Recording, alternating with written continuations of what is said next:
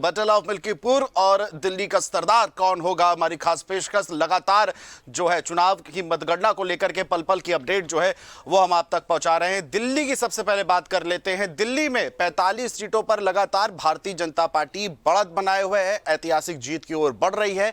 वहीं 25 सीटों पर आम आदमी जो है वो बढ़त बनाए हुए है।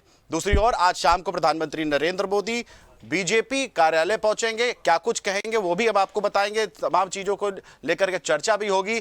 मिल्कीपुर बाई इलेक्शन की अगर हम बात करते हैं तो मिल्कीपुर में भारतीय जनता पार्टी लगातार बढ़त बनाए हुए है। 40,000 से भी ज्यादा वोटों से लगातार बीजेपी के जो प्रत्याशी हैं वो लगातार बढ़त बनाए हुए हैं, तो दोनों जगह पर बीजेपी को बढ़त मिलती हुई दिखाई दे रही है। वहीं मिल्कीपुर के उपचुनाव को लेकर के हमारे संवाददाता करण दुबे ने ग्राउंड जीरो का हालचाल दिया है।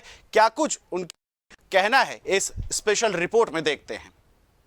लगातार जो मिल्कीपुर का उपचुनाव की मतगणना है वो बीजेपी की बढ़ोतरी नज़र आ रही है और इस वक्त जो देखा जा रहा माहौल बहुत ही खूबसूरत का है, क्योंकि हमेशा ये बीजेपी दावा कर रही थी कि हम इस सीट को निकालेंगे और जो लोकसभा की सीट हारे थे उसका भी बदला लेंगे। तो लगातार बीजेपी की अब खुशहाली बढ़ती हुई नज़र आ रही है। हमारे साथ कुछ बीजेपी के कैंडिडेट भी मौजूद हैं। क्या नाम है सर आपका? हमारा गिरीश कुमार पांडे डिप्पुल। अच्छा, जिस तरीके से भाजपा की बढ़ोतरी देखने को नज़र आ रही है, आप तो मतदान गणना पे मौजूद हैं, क्या लग रहा है अब?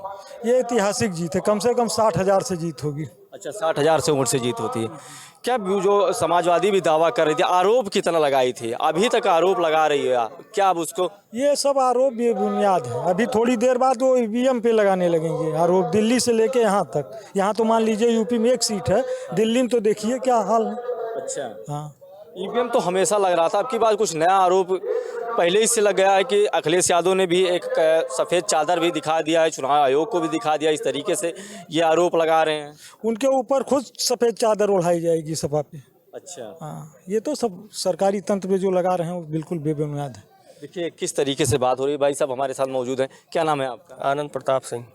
मतगणना पे आप मौजूद हैं, किस तरीके से चर्चाएँ अब बढ़ती हुई नज़र आ रही हैं बीजेपी की? लगभग 75,000 से जीतेंगे और जनता के बीच जाते हैं नहीं। हाँ, जनता के बीच गए होते तो कुछ वोट पा जाते।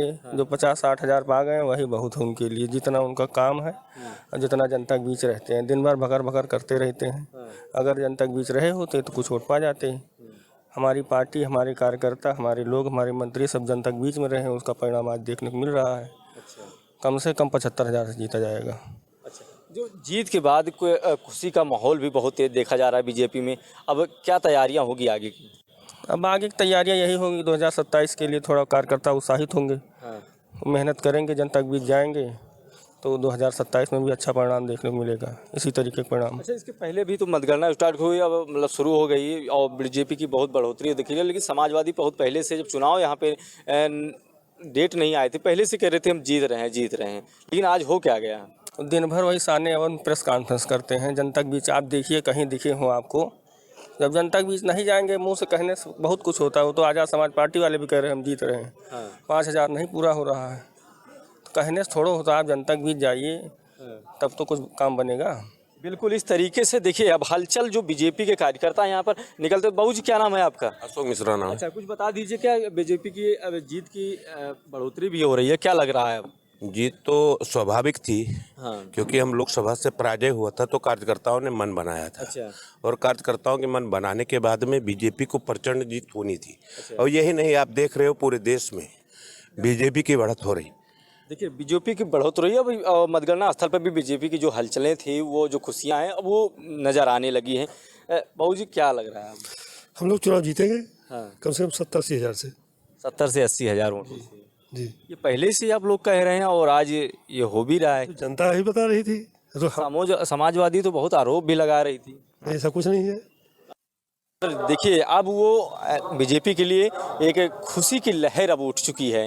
अब आगे क्या होने वाला, अभी कुछ ही देर बाद पता भी चल जाएगा कि आखिर मिल्कीपुर उपचुनाव में किसके सर पर सजेगा ताज। लेकिन फिलहाल जो आंकड़े हैं वो पहले ही से पता चल गए हैं और भी अपडेट आपको बताते रहेंगे। देखते रहिए GMD न्यूज़ के लिए करण दुबे।